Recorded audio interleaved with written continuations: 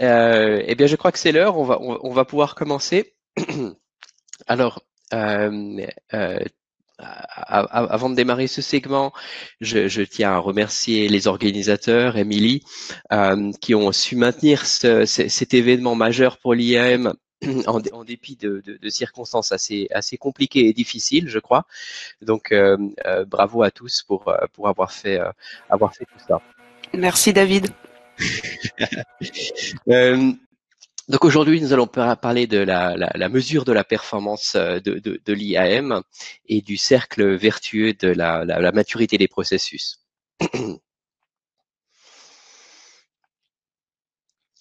Deux mots de présentation.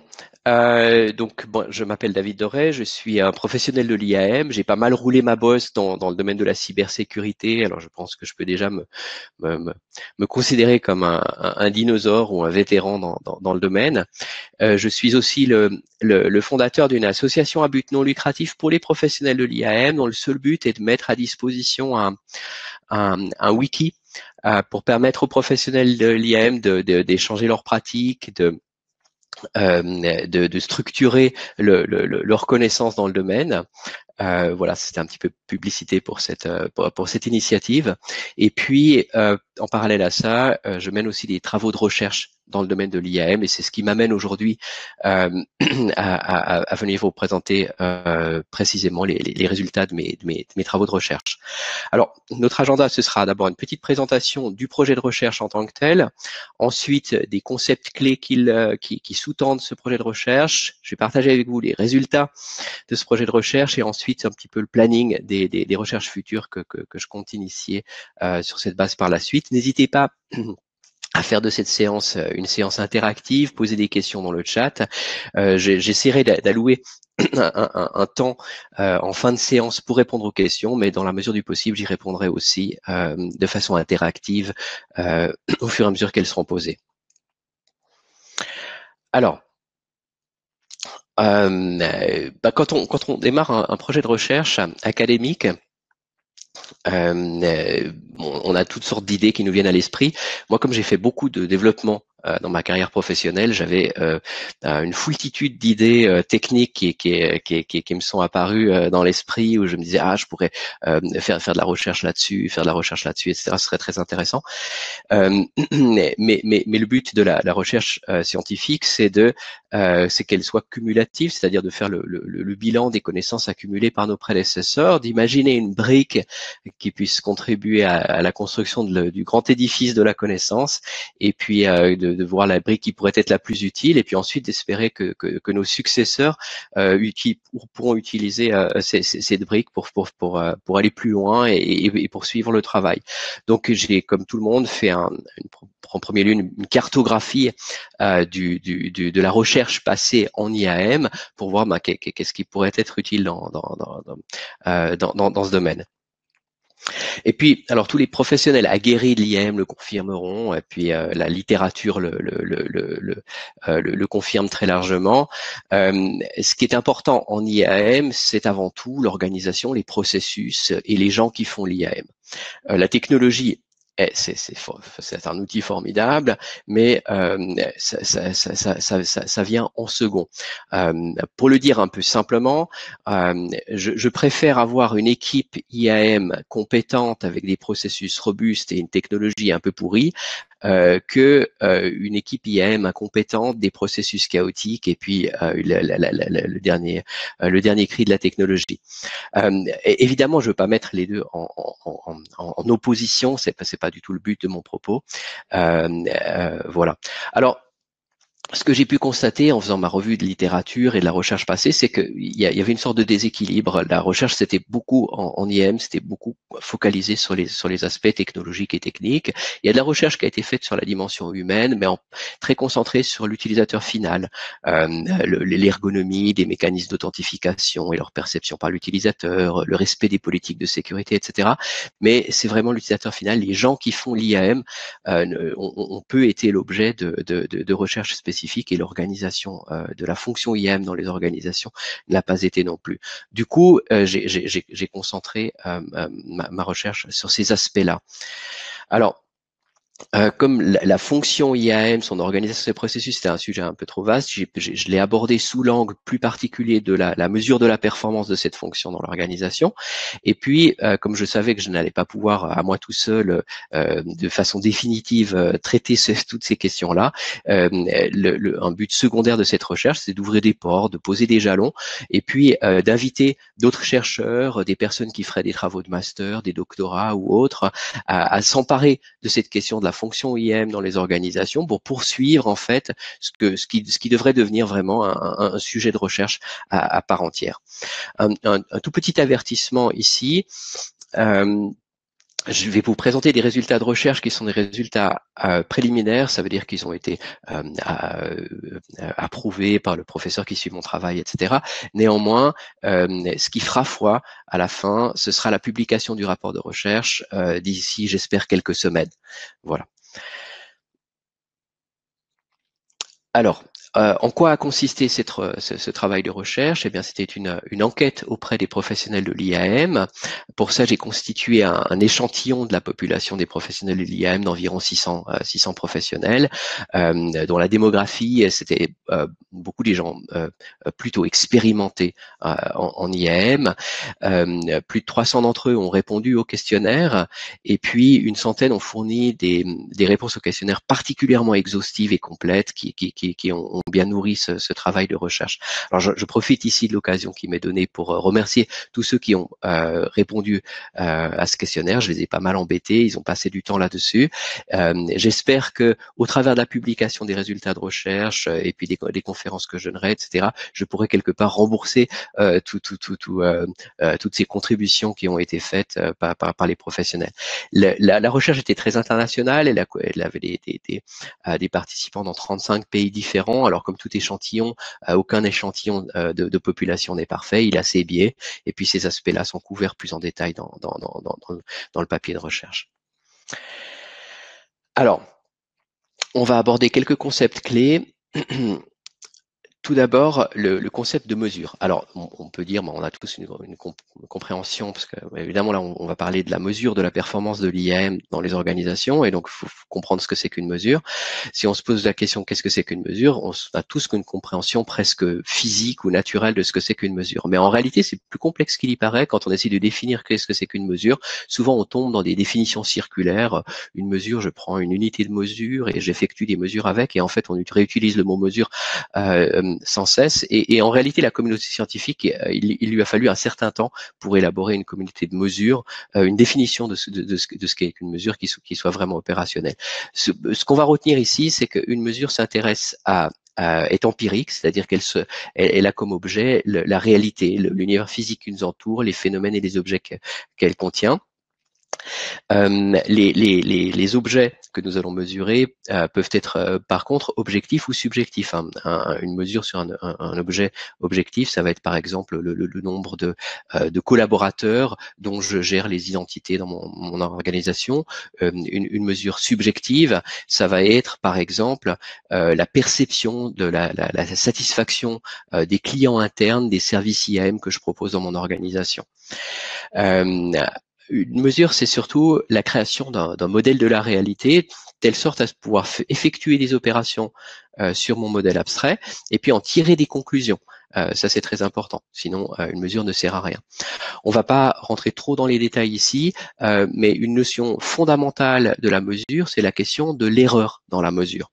Une mesure, l'univers qui nous entoure, c'est les phénomènes et les objets qu'il contient sont beaucoup trop complexes pour qu'on puisse avoir une mesure exacte de quoi que ce soit.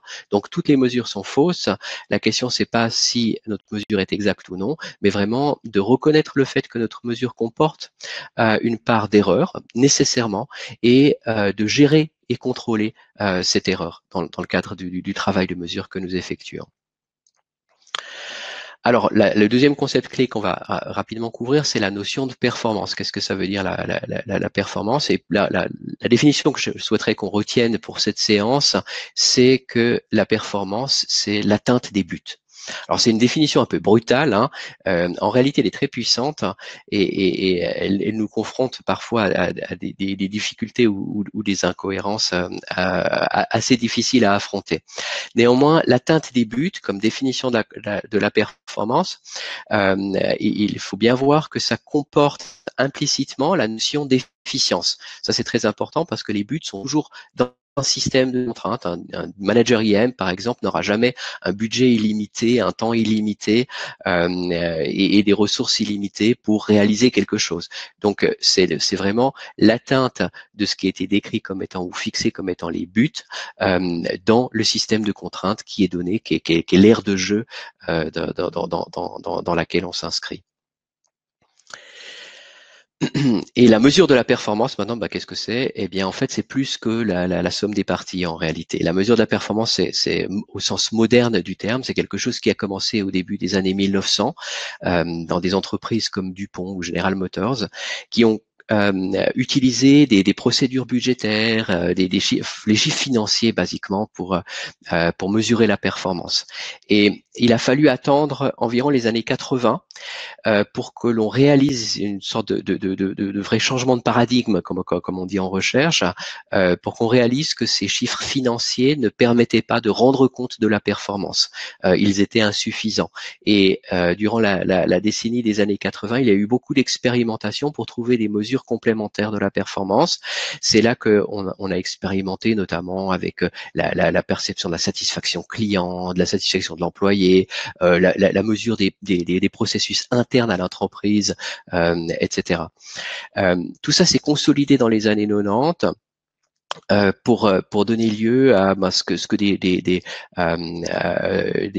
des chercheurs comme Kaplan par exemple ont mis en place les balance scorecards qu'on appelle en français les tableaux de bord prospectifs, je crois, dont le but était de reprendre en fait toutes ces mesures un peu trop fragmentaires des années 80, les consolider dans des tableaux de bord qui donneraient une vision à 360 degrés de la performance. Voilà, c'était un petit peu le but, c'est la consolidation dans les années 90. Et puis, les années 2000, la mesure de la performance a donné lieu à énormément de travaux de recherche scientifique. Il y a beaucoup de travail qui a été fait sur le sujet pour créer ce qu'on appelle aujourd'hui les performance measurement systems, les systèmes de mesure de la performance. Et le message clé que je voulais transmettre ici, c'est qu'à mon sens, et j'ai travaillé dans le conseil par le passé, donc j'ai pu observer ça de première main dans un certain nombre d'organisations, je pense que les gens sont peu formés en mesure de la performance, ce qui donne lieu à de la création d'indicateurs de mesure de performance qui sont parfois mauvais, qui vont avoir des effets pervers ou négatifs pour l'organisation, et c'est vraiment un sujet qui mérite d'être approfondi. Voilà, je vous donne notamment une excellente référence si vous voulez approfondir le sujet, un bouquin absolument formidable de Franceschini en 2019. Je ne reçois pas de commission là-dessus, mais c'est vraiment qui fait la somme en fait des travaux de recherche dans le domaine et qui est admirable.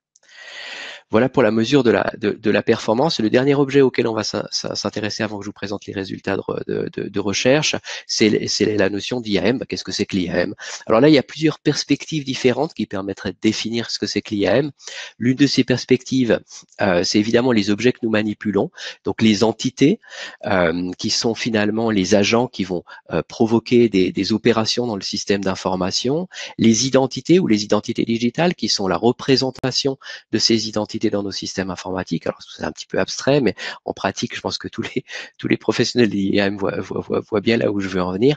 Et les objets qui sont les ressources informatiques qui vont se retrouver manipulées avec les accès entre deux. Alors le modèle de données de l'IAM est plus complexe que ça.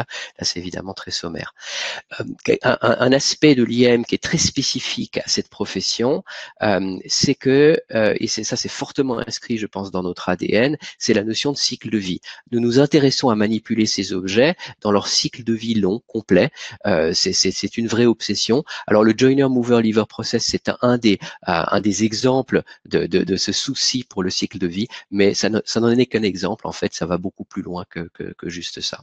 Une autre façon de définir l'IAM, ce serait de la regarder par les populations d'entités qui sont gérées. Alors, on peut parler de l'IM, des collaborateurs ou de la force de travail, de l'IM des parties tierces ou des partenaires d'affaires, l'IM des clients, l'IM technique avec le PAM, le Privilege Access Management, et puis l'IM des objets, par exemple. Une autre façon de définir l'IAM, ce serait de la voir sous l'angle des capacités qu'elle propose aux organisations. Alors, il y a évidemment la question de système, de technologie qu'on a déjà évoqué, mais surtout les dimensions des processus et puis des gens, des professionnels qui font l'IAM dans l'organisation, qui sont à mon avis primordiales. Mais la plus belle définition qu'on pourrait avoir de qu'est-ce que c'est que l'IAM, ben, ce serait de la définir par ses buts.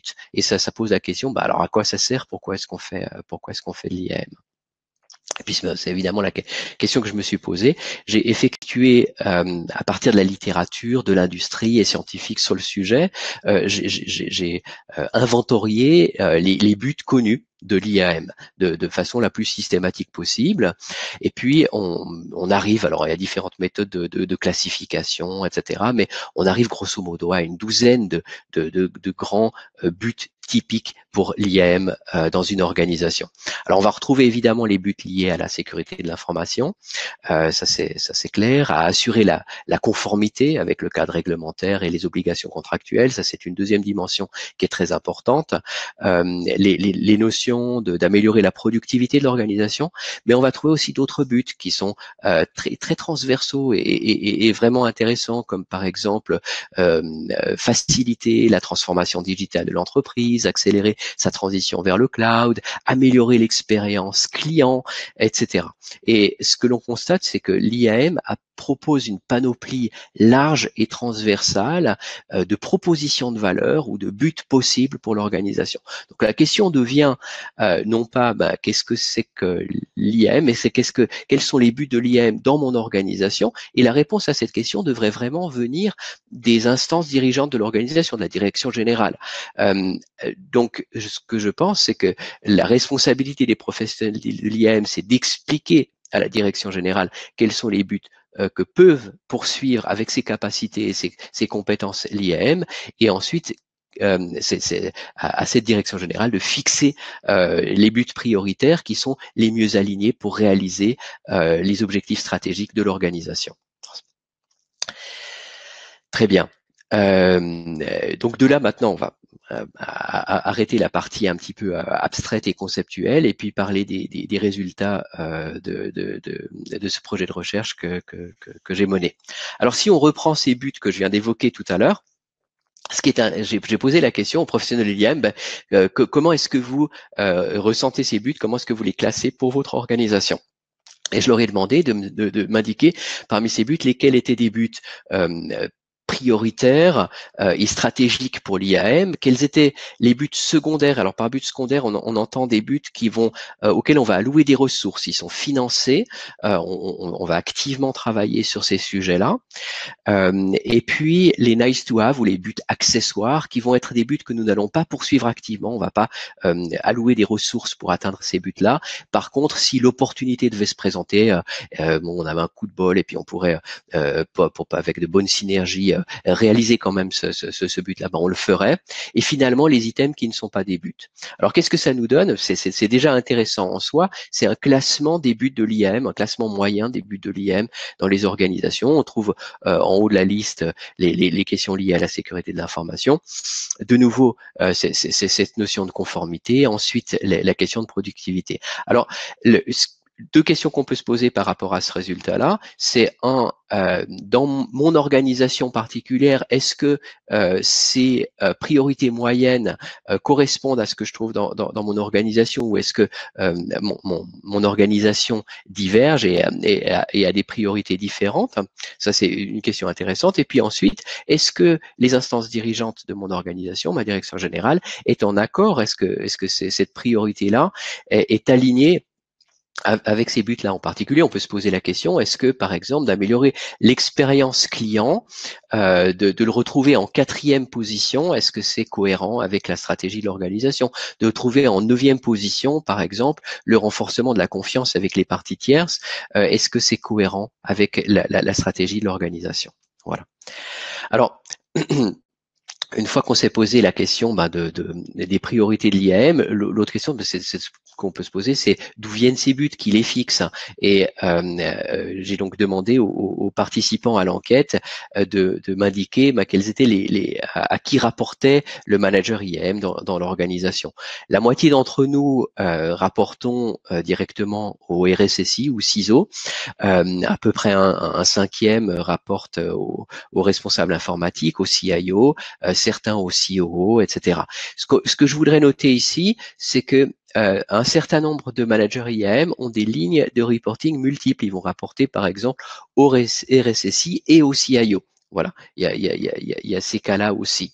Alors maintenant, si on met en lien les buts qu'on a évoqués précédemment et puis ce qui est ici le système de gouvernance de l'IAM, eh bien, on peut en tirer des conclusions intéressantes en analysant les données. Alors, là, pour l'exemple, je vous ai montré vous trouvez sur la partie droite du slide les distributions statistiques, mais on va se focaliser ici sur les conclusions. Alors, tout d'abord, première question, est-ce que la gouvernance de l'IAM conditionne la fonction IAM dans l'organisation? Est-ce qu'elle détermine vraiment ses priorités, etc. Et la réponse est tout à fait oui. Il est désormais, avec ce travail, statistiquement démontré que le type de gouvernance que vous mettez sur l'IAM, les lignes de reporting que vous allez définir, vont transformer l'IAM. Une IAM qui répond, par exemple, qui rapporte au CEO ne sera pas la même chose qu'une IAM qui va rapporter au RSSI, etc. Ça va conditionner la fonction IAM dans l'organisation. Du coup, on peut se dire théoriquement que il existe pour une organisation donnée qui a une certaine stratégie, eh bien, il existe un setup optimal de gouvernance de l'IAM qui permettrait à l'IAM de poursuivre au mieux les buts, les buts prioritaires de l'IAM pour servir le mieux possible la stratégie de l'organisation. Donc, on peut voir la gouvernance de l'IAM comme un paramètre ajustable qui est à la main de l'organisation. Alors, évidemment, c'est pas juste un bouton, il y a beaucoup de politique derrière, de questions budgétaires, etc. Donc, je reconnais volontiers que c'est pas quelque chose de simple à manipuler ou changer. Néanmoins, c'est intéressant de se dire que si par exemple, je sais pas, vous êtes dans l'industrie automobile, que vous aviez une IAM largement focalisée sur les questions de productivité, et puis que désormais vous vous dites mince, il faudrait que l'on se focalise sur les questions de sécurité de l'information, de cybersécurité, etc. Eh bien, le dispositif de gouvernance est probablement la clé pour permettre une transition vers ces objectifs-là et d'envisager peut-être des lignes de reporting multiples pour l'IAM qui, par définition, est très transversale. Ces lignes de reporting multiples permettraient... Ah, on me dit qu'il n'y a plus le son. Est-ce que les autres m'entendent? Isabelle n'a plus le son, mais est-ce que... Ah, mais oui, ok. Alors, je suis navré, Isabelle. Il semble qu'il y ait un petit problème de ton côté. J'espère que le problème technique sera rapidement résolu. Donc, tout ça pour dire que merci à tous pour vos retours. Vous êtes tellement rapides dans le chat.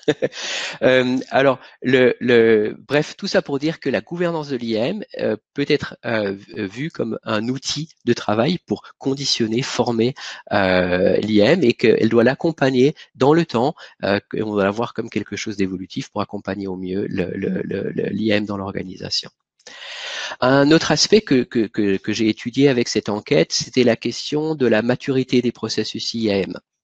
Alors, j'ai interrogé les professionnels de l'IAM sur cette question pour leur demander d'évaluer le niveau de maturité des processus IAM dans leur organisation sur une échelle typique de type CMM, allant donc de niveau de maturité le plus, entre guillemets, désorganisé, qu'on appelle initial, ensuite le niveau répétable ou reproductible, le niveau défini, managé, et puis enfin optimisé. Alors, on va pas rentrer dans tous les détails ici, mais ce qui est intéressant, c'est de voir déjà le classement entre les différents domaines de l'IAM, de savoir lesquels sont les plus matures ou les moins matures. On voit que l'IAM des collaborateurs, c'est le processus clairement le plus mature, vient ensuite l'IAM technique, enfin celui des clients et celui des parties tierces, etc. Pour l'IAM des objets, on a un petit peu moins de données parce que c'est un domaine quand même plus récent, il faut le dire. Alors là encore, on peut se poser la question, est-ce que cet ordre de priorité finalement, enfin, ça reflète la priorité passée de l'IM? Est-ce que j'ai mis en avant plutôt l'IM de la force de travail ou l'IM technique? Et est-ce que ça reflète les buts prioritaires ou les priorités de l'IM dans l'organisation? Ça, c'est une question intéressante. On peut se demander, est-ce que c'est normal de trouver l'IM des clients en troisième position, ou est-ce que c'est simplement, par exemple, le fruit de l'histoire, parce qu'on a travaillé sur l'IM des collaborateurs depuis plus longtemps? Alors, ce qui est marrant quand on fait de la recherche, c'est que on pose plein d'hypothèses et puis on se plante. Et parfois, il y a des hypothèses qu'on pose qui s'avèrent justes et puis d'autres qui s'avèrent complètement fausses. Alors, un exemple, dans les différentes hypothèses que j'avais émises, je m'étais dit, les fournisseurs de services cloud, les cloud service providers ou CSP, ont probablement eu des processus IAM dans les domaines du PAM et de la gestion des parties tierces, des fédérations d'identité et toutes ces questions-là, des processus plus matures que la moyenne. Ça paraissait évident parce que c'est au cœur de leur proposition de valeur pour gagner la confiance de leurs clients, et donc ça me paraissait une évidence. Et puis effectivement, statistiquement, c'est tout à fait démontré là. Oui, les CSP ont des processus en moyenne largement plus mature que l'organisation lambda. Par contre, moi, j'ai fait l'essentiel de ma carrière dans le domaine banque et finance. Et puis alors là, j'étais persuadé qu'on était meilleur que les autres, qu'on avait des processus IM largement plus matures que les autres organisations en général, et je me suis complètement planté. C'est pas du tout le cas. Alors, on n'est pas plus mauvais non plus dans le domaine banque et finance, mais néanmoins, nous, on est tout à fait dans la moyenne, comme les autres. En fait, il faut pas. Voilà, c'est des résultats assez marrants, je trouve. Alors, une dimension que j'ai analysée, puis là, comme je parle de se planter en posant des hypothèses, puis en découvrant qu'en fait nos hypothèses sont fausses et s'effondrent comme un château de cartes, eh bien, il y en a d'autres. Par exemple, j'ai interrogé les professionnels de l'IM sur le niveau sur la dimension centralisation versus décentralisation des fonctions IAM. La question, c'est, l'hypothèse de départ était de dire, si je centralise les équipes IAM et les fonctions IAM, je vais pouvoir mieux utiliser les ressources de l'organisation, et puis en conséquence, ça devrait me permettre d'amener les processus IAM de l'organisation à un plus haut niveau de maturité. Ça, c'était mon hypothèse de départ, elle est complètement fausse. En réalité, le niveau de centralisation de la fonction IAM dans l'organisation est complètement décorrélé, n'a pas d'association, statistiquement parlant, avec le niveau de maturité. Alors, c'est un résultat tout à fait étonnant, qui pose plein de questions. À partir de là, il faudrait encore des recherches complémentaires pour comprendre les raisons plus fines de ces résultats. Néanmoins, je trouve que lorsqu'on trouve lorsque des hypothèses sont infirmées comme cela, on en apprend autant que lorsque nos hypothèses de base sont confirmées, si ce n'est plus. Voilà. Une autre dimension que j'ai analysée, qui est similaire à cette notion de centralisation, décentralisation de la fonction IAM, mais qui est différente, qui est plus axée sur les compétences des personnes, des professionnels qui font l'IAM dans l'organisation, c'est la notion de spécialisation. Et j'ai demandé aux professionnels de l'IAM de savoir si ils avaient plutôt des équipes polyvalentes qui allaient réaliser des tâches, notamment dans l'IAM, mais peut-être aussi dans d'autres domaines, ou plutôt s'ils favorisaient des équipes spécialisées qui allaient se focaliser là-dessus. Et l'hypothèse que je posais, c'était de me dire, si une organisation parvient à spécialiser les fonctions IAM, les spécialistes IAM auront des compétences plus pointues, auront des exigences peut-être plus élevées aussi et permettront d'amener les processus IAM vers des plus hauts niveaux de maturité que s'ils étaient polyvalents. Alors c'était l'hypothèse de départ. Là, les résultats sont plus nuancés. Je ne me suis pas complètement planté pour le coup. Alors d'abord, pour l'IAM des collaborateurs, là, en fait, c'est un résultat curieux. Les deux sont vrais. Il y a deux stratégies possibles qui permettent à une organisation d'atteindre des niveaux de maturité plus élevés. Et ce sont deux stratégies distinctes.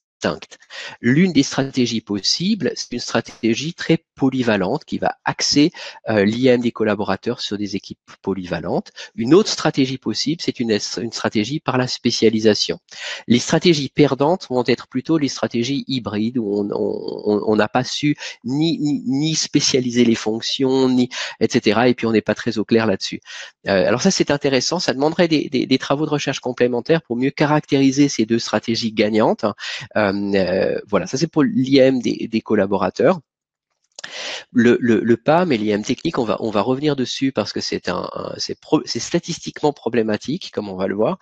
Mais pour le reste, pour l'IAM des parties tierces, des clients et puis accessoirement des objets, là, très clairement, par contre, il y a une stratégie gagnante. Si vous voulez amener votre IAM à des niveaux de maturité élevés, c'est par la spécialisation que vous allez arriver. C'est en développant les compétences pointues de vos professionnels de l'IAM et non pas par des équipes polyvalentes. Voilà. Pour le PAM, alors le résultat est problématique parce que en tant que chercheur, je dois vous dire que la spécialisation n'est pas n'est pas la solution parce que statistiquement, les résultats étaient, alors vous savez, on utilise ces marges d'erreur à 95% en statistique et statistiquement, le résultat est à un fin cheveu d'un résultat statistique probant qui dirait oui, il faut spécialiser la fonction PAM pour obtenir de plus hauts niveaux de maturité dans l'organisation dans ce domaine-là. Alors, je vais faire une réponse double.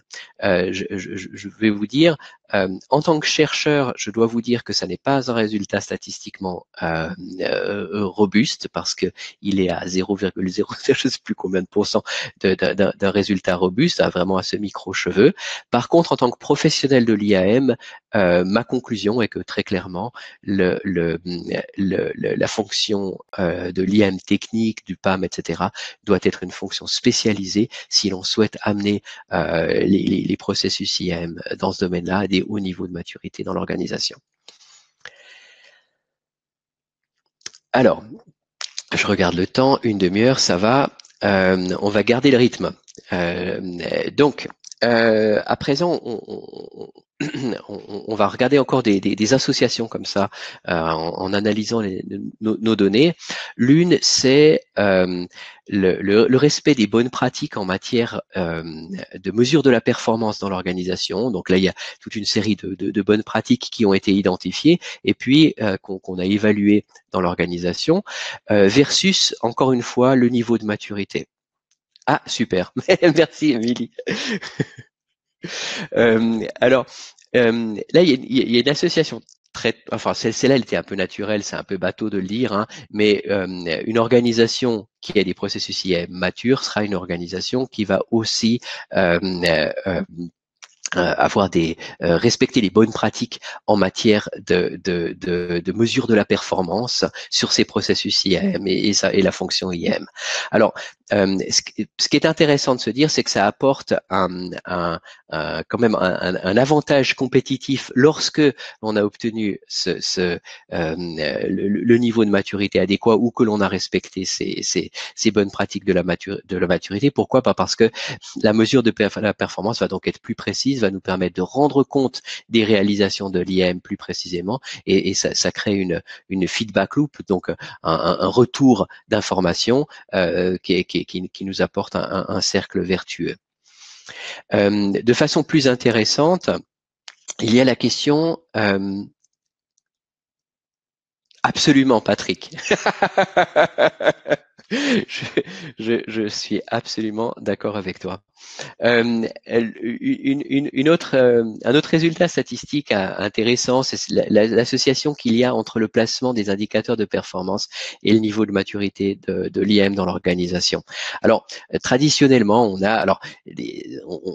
on peut aimer ou pas ces notions-là parce qu'il y a une part probablement de subjectivité là-dedans, mais traditionnellement, l'une des façons de classer les indicateurs de performance, c'est de s'intéresser à leur placement historique. Est-ce que ce sont des lagging indicators, donc des indicateurs tardifs qui vont nous permettre de réagir à des événements passés, ou est-ce que ce sont plutôt des leading indicators, des indicateurs avancés qui vont nous permettre de faire un peu de prospective et peut-être d'anticiper ou en tout cas de réagir plus vite à des événements sur le point de survenir. Et ce que l'on constate ici, c'est une association statistiquement démontrée très nette. Lorsque dans une organisation, nous avons des processus IM plus matures, les indicateurs de performance vont changer de point focal et se concentrer de plus en plus sur des indicateurs avancés. Et là encore, c'est intéressant parce que ça constitue un nouvel avantage compétitif et renforce un cercle vertueux parce que ça donne les moyens à l'organisation de mieux anticiper des phénomènes émergents et de réagir plus rapidement plutôt que de simplement réparer les pots cassés par la suite.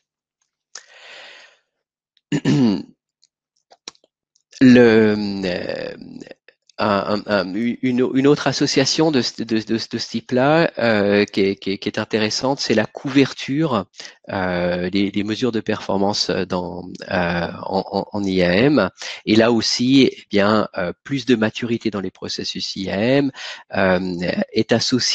statistiquement est associé positivement à une plus large couverture des indicateurs de performance, ce qui permet de gagner en visibilité.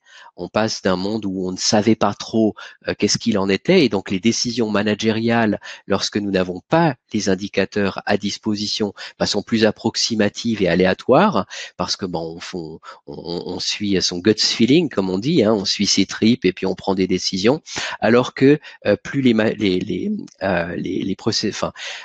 plus la couverture des indicateurs de performance sera large, plus elle va permettre d'informer le processus de décision managériale. Voilà. Et encore une fois, ce phénomène-là va constituer un avantage compétitif et va renforcer un cercle vertueux dans le domaine de l'IAM. Alors, ça c'est peut-être plus accessoire, mais c'est un résultat aussi marrant, c'est de se poser la question du degré d'automatisation dans le processus de production des indicateurs de performance dans l'organisation. Ce que l'on constate, c'est que l'immense majorité des organisations se bagarrent beaucoup avec Excel pour produire des indicateurs de performance, avec les processus semi-manuels ou complètement manuels, ce qui donne lieu à passablement d'approximations, voire d'erreurs, etc. Et là, ce que l'on constate, c'est que les organisations qui ont su amener leur processus IAM vers des plus hauts niveaux de maturité parviennent à mieux automatiser le processus de production des indicateurs de performance. Et puis, donc, ce qui renforce ce qui réduit en fait les erreurs humaines, ce qui permet d'avoir des fréquences de reporting plus rapides, et puis ce qui vient de nouveau apporter en fait un gain compétitif pour ces organisations-là. Alors, le message clé que je voulais transmettre ici. Alors il y a plus de évidemment beaucoup plus de détails dans le rapport de recherche qui sera publié, j'espère, prochainement. Mais c'est que il y a cette notion de cercle vertueux de la maturité des processus IAM. Lorsque l'on parvient, alors c'est une question de poule et d'œuf, évidemment, mais lorsqu'une organisation parvient à améliorer la maturité de ses processus IAM, elle en tire un grand nombre de bénéfices. D'une part, par un niveau de spécialisation plus avancé qui lui permettent de renforcer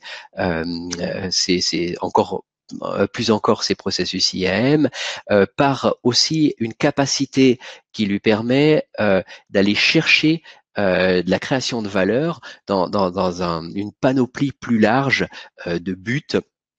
Notamment si l'on évoque par exemple la question de l'IM des parties tierces, des clients, etc.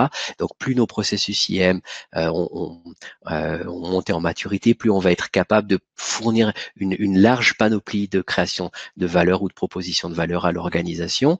Et puis cette notion de mesure de la performance qui sans cesse va s'améliorer, faire permettre de gagner en visibilité, de mieux informer le processus managérial, de mieux guider l'organisation, de mieux guider la stratégie IAM.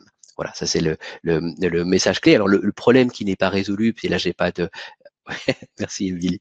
Je n'ai pas de baguette magique évidemment. C'est cette question de poule et d'œuf. Hein. Améliorer comment de la façon la plus efficiente possible et étant donné des ressources limitées, comment atteindre les niveaux de maturité plus élevés de la façon la plus efficiente possible. C'est vraiment ça la question clé qui se pose et puis qui devrait donner lieu notamment à des travaux de recherche complémentaires. Alors, à partir de là, je vais partager avec vous les plans pour la suite de ces travaux de recherche. Alors, tout d'abord, comme je l'avais dit en introduction, j'invite donc toutes les données de recherche ici. Alors, tout à fait nettoyées de toute information qui permettrait l'identification d'une organisation ou d'une personne. Ces données complètement anonymisées, je vais les rendre publiques, complètement open source, pour que d'autres chercheurs ou d'autres professionnels de l'IAM puissent réutiliser ces données, soit s'amuser à refaire mes calculs, parce que le code source aussi utilisé pour effectuer ces travaux d'analyse statistique, je les partage et je vais les publier en open source. Mais le but surtout, c'est de favoriser parmi vous ou parmi d'autres collègues ou parmi d'autres chercheurs des travaux de recherche complémentaires sur la fonction IAM dans les organisations, ses processus et les professionnels qui font l'IAM. N'hésitez pas, si vous êtes intéressé, à mener un travail de recherche, de master, de doctorat ou autre sur ces sujets-là. N'hésitez pas à prendre contact avec moi. Ce sera avec plaisir que j'échangerai. Et si je peux vous donner quelques éléments pour aider, ce sera je contribuerai avec le plus grand plaisir, parce que je pense que ce sont des domaines qui méritent un nouveau regard. Alors, dans les suites de ces travaux de recherche, l'une des questions que j'ai posées aux professionnels de l'IAM, c'était est-ce qu'ils avaient jusqu'à présent fait des comparaisons, du benchmarking de leurs performances mesurées en IAM avec d'autres organisations. Et alors, il y en a qu'une petite minorité qui l'ont fait. C'est quelque chose qui est peu commun et souvent ça se fait de façon ad hoc, c'est-à-dire je parlais avec mon collègue, tiens, regarde, je te montre mon dashboard, tu me montres le tien. Et puis on échange un petit peu les expériences comme ça. L'autre question que j'ai posée, c'est dans quelle mesure est-ce qu'ils pensent, les professionnels de l'IAM, qu'ils bénéficieraient d'une standardisation des indicateurs de mesure de la performance en IAM et dans quelle mesure aussi est-ce qu'ils bénéficieraient ou leur organisation bénéficierait de la mise à disposition de données standards qui puissent être utilisés comme point de comparaison pour la performance de l'IM dans leur organisation. Et à ces deux questions-là, la réponse universellement est oui, oui, oui, oui, oui, on en a besoin, ça nous aiderait. Donc, dans le cadre de ce travail de recherche, grâce à beaucoup d'échanges avec des confrères en IAM, j'ai pu collecter passablement d'indicateurs de performance qui ont été éprouvés, qui ont échoué, etc. Et bien dans la suite que je vais donner à ce travail de recherche, je vais tâcher avec dans le cadre du wiki que je présentais en introduction, publier des indicateurs standardisés de performance et inviter la communauté des professionnels de l'IAM à venir contribuer avec leurs expériences là-dessus pour essayer de créer en commun, oulala, il faut que je me dépêche, un jeu d'indicateurs de performance éprouvés que les professionnels de l'IAM puissent utiliser. Voilà, ça sera la suite de ce travail. Et puis, et bien voilà, je suis à disposition pour les questions. Il nous reste encore 5 minutes et je vous invite à les uns les autres poser des questions dans le chat si vous en avez avant que l'on clôture cette session.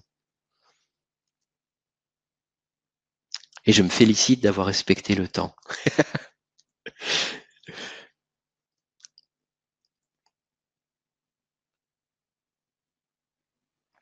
Alors, s'il n'y a pas de questions, c'est que tout a été d'une immense clarté, ou bien alors que c'était tellement confus que tout le monde a quitté la séance avant la fin.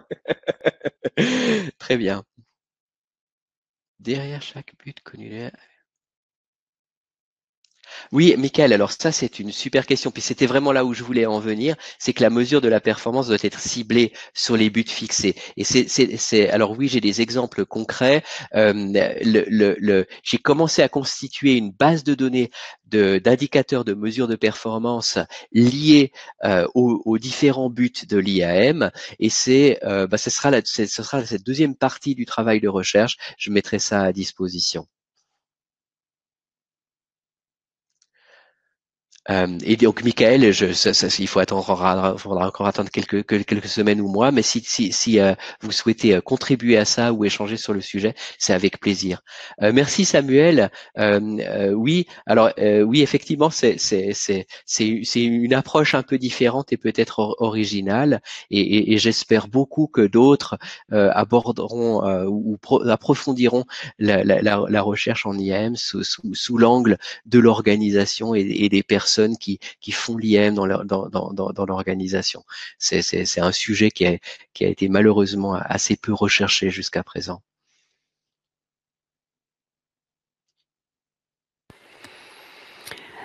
Merci David. Il va falloir conclure parce qu'après il y a la prochaine conférence qui est dans une petite quinzaine de minutes à peine. Parfait. Ben écoute, alors on a fini. Merci beaucoup, Émilie. C'était vraiment un plaisir de contribuer dans les Identity Days. Merci à vous et je mets à tout le monde dans le chat les liens pour les prochaines conférences et aussi le lien pour on va dire le village virtuel des partenaires si vous voulez continuer avec David ou si vous avez besoin d'autres informations. Merci à tous. Merci, au revoir.